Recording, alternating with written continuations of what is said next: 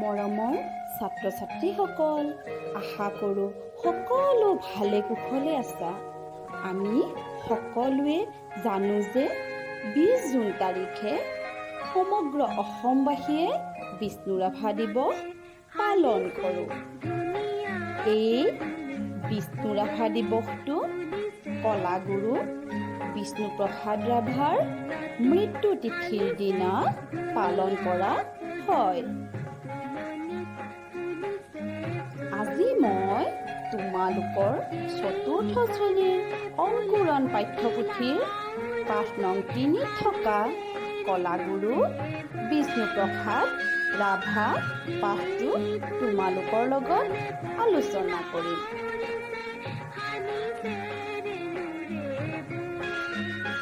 বিষ্ণুপ্ৰসাদ ৰাভাৰ জন্ম 1909 চনৰ 31 জানুৱাৰী। পিতৃ গোপাল ৰাভা, মাতৃ গেঠি ৰাভা। জন্মস্থান ঢাকা, বৰ্তমান বাংলাদেশত।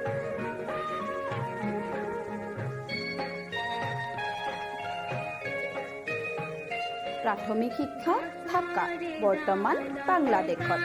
হাইস্কুলীয়া শিক্ষা তেজপুৰ, কলেজীয়া শিক্ষা কোচবিহাৰ আৰু কলিকতা, বৰ্তমানৰ কলকাতা।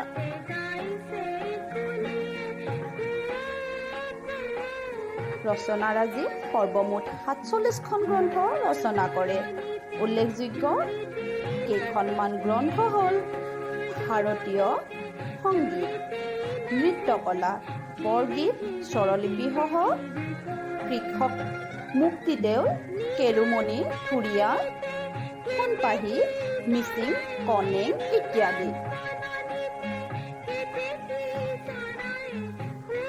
ৰাভাদেৱে 1940 চনত কাশী হিন্দু বিশ্ববিদ্যালয়ত তাণ্ডৱ নৃত্য প্ৰদৰ্শন কৰি সেই সময়ৰ উপাচাৰ্য দাৰ্শনিক পণ্ডিত ডক্টৰ সৰ্বপল্লী ৰাধাকৃষ্ণনৰ পৰা সোণৰ পদক পাইছিল।